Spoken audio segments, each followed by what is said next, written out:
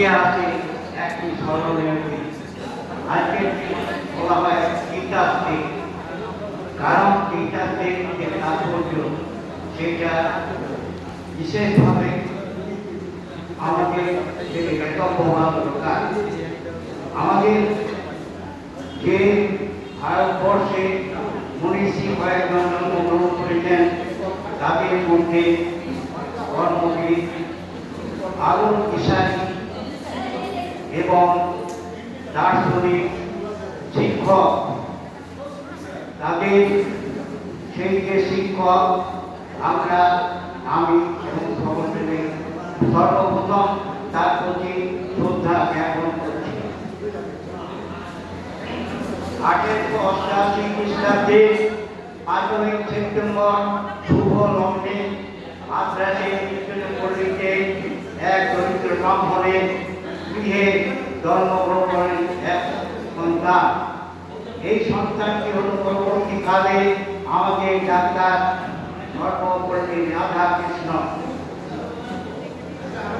বাল্যকাল থেকে তার মেধা যে বিকাশ তা পরিলক্ষিত হয়েছিল।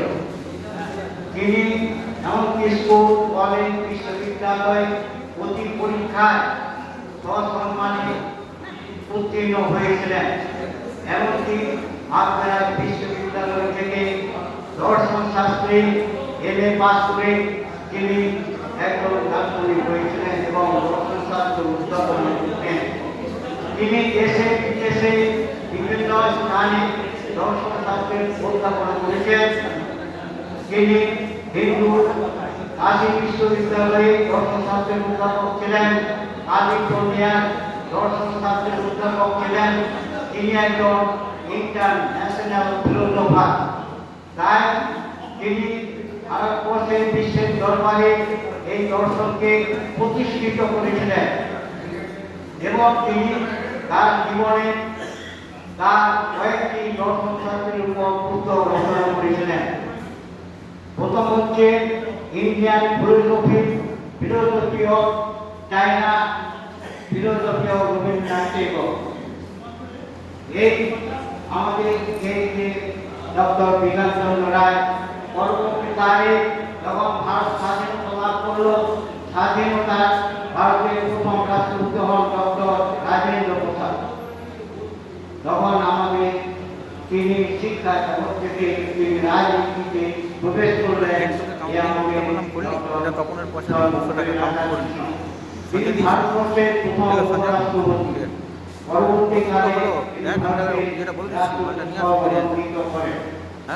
তিনি যে সময় ভারতবর্ষের রাষ্ট্রপতি ছিলেন, সেই সময় তার যুদ্ধকারী বন্ধুরা তার জন্মদিনটিকে পালন করার জন্য তার কাছে আপিল করেন। তিনি বলেন, আমার যদি জন্মদিন পালন করতে হয় সেটি আমার নামে না করে যদি শিক্ষক রূপে অর্থাৎ টিচার্স ডে রূপে পালন করা হয় আমি খুবই খুশি হব। এবং সেই থেকে যে তিনি প্রথম জীবনে একজন শিক্ষক ছিলেন, শিক্ষকদের প্রতি তার যে ভালোবাসা অটুট ছিল সেটা তিনি কখনোই ভুলে যান নাই। তাই তিনি রাষ্ট্রপতি তহবিল থেকে তৎকালীন তিনি একটি ফান্ড গঠন করেছিলেন এবং সেই ফান্ডে যে অর্থ সঞ্চিত হতো তৎকালীন ভারতবর্ষে যে সব শিক্ষক ছিলেন তাদের সাহায্য সেই ব্যবস্থা গ্রহণ করা হতো। তাই তিনি যে একজন শিক্ষক প্রেমী, শিক্ষক, রাজনীতিবিদ এবং দেশের আলোক দিশা ছিলেন সেটা নিঃসন্দেহে প্রমাণিত হয়। সর্বোপরি রাধাকৃষ্ণনের এই হল 138তম জন্ম দিবসের 38তম জন্মদিবস। তাই আমরা তাকে স্মরণ জানিয়ে এবং অনেক কিছু করে ফেললাম, এগুলো সকলে জানা দরকার যে এই হচ্ছে শিক্ষক দিবসের তাৎপর্য। পরিশেষে বলি যে সকলে